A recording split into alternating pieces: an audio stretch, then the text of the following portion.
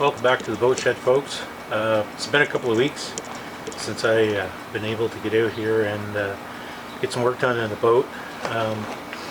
Haven't exactly been doing nothing.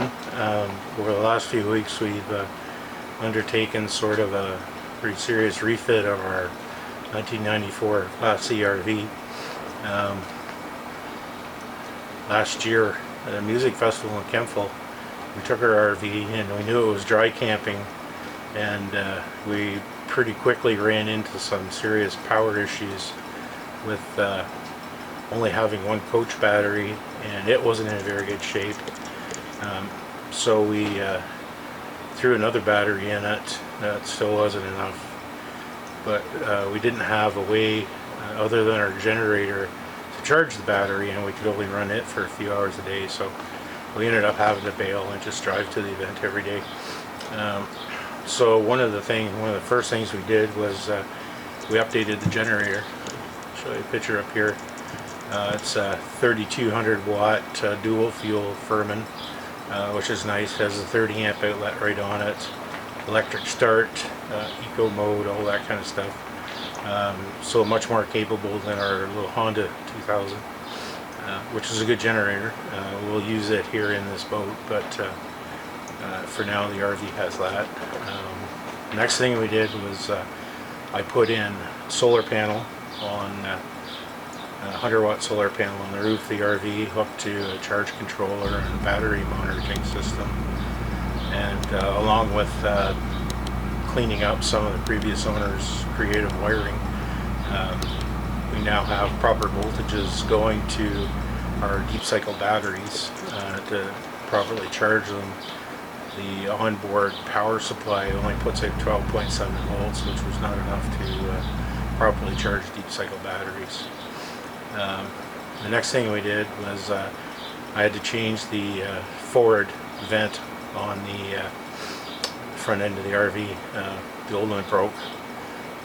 So a year and a half ago or so, I ordered what I thought was a plain Jane electric fan vent for the roof, and it's been sitting in the RV for at least a year and a half. And when I opened it up to install it, we found out it was the super deluxe version, worth about $300 US more than we paid for it. So that was a pretty nice bonus. Comes with a remote control and everything like that, so it's pretty sweet.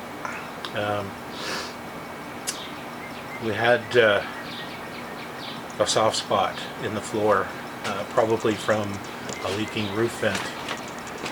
So I pulled up the old carpet, took it out, found a pretty decent linoleum floor underneath, except for that one soft spot, and I used what I had.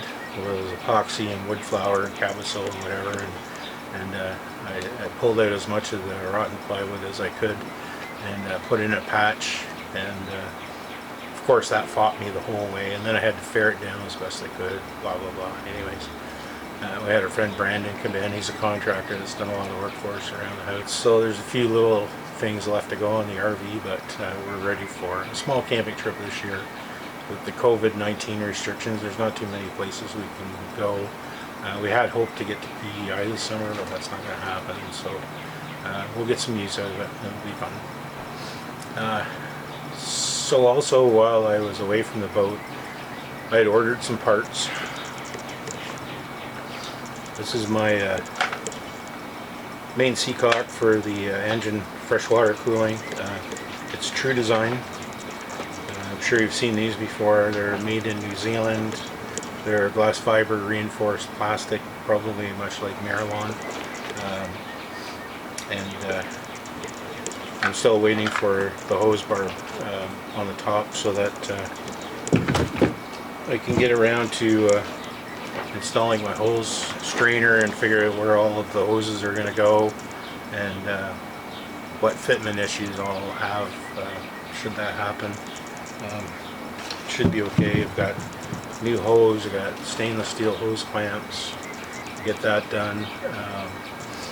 Once I get that figured out, I have to turn my attention to the starboard side and get the sound installation in, get that painted, get the fuel tank mounted, and then I can begin to think about putting the deck structure back in permanently. a few things to figure out with, I have to build some supports for the cable tray. There'll be one on each side, and where they'll penetrate the main bulkhead going forward, as well as all of the other utilities, plumbing, electrical, sewage, etc. So that's sort of the plan for the next few weeks. It's hot, Australian hot. Of course, I see Russ this morning was wearing his sweater in his boat, so the tables have turned, but it quite rapidly gets into the 40+ degree range in here because the whole southern exposure of the boat shed is covered in greenhouse plastic, so it builds heat in here pretty quick, and even with the fans running, it can't keep it cool enough to work. I melt. I'm a typical Canadian. Once it hits 30 degrees, you know, I'm headed for the AC, boy, let me tell you. So that's about it. I've been sorting through my Marilon hoard. I'll throw a picture up here. I bought a whole box of odds and ends Marilon fittings years ago, and hoping to be able to use a few of them and then turn around and sell what was left. But most of the sizes are 1.5" and 2" which are way too big. All of my fittings are 1.25" and 1/2" and so I'll probably put those up on eBay for sale. If anybody can use them for their project, I'll give you a real good price on them. If you want to send me a private message or message me on YouTube or on Facebook or whatever, I'll make it work for you. That's about it. It's really warm in here right now, so I'm going to go process this video and cool down and then get back to it. Thanks for standing by. I know it's been a while, but now that the RV's done, I can get back to work on the boats, and hopefully these videos will come a little more regularly. If you like the video, give us a thumbs up, share us out. Everything helps. We're closing in on 400 subscribers, which is kind of mind-blowing for us. I know it's not like some of the big guys, with tens of thousands, but again, I'm just me doing what I do. So again, thanks very much. Stand by.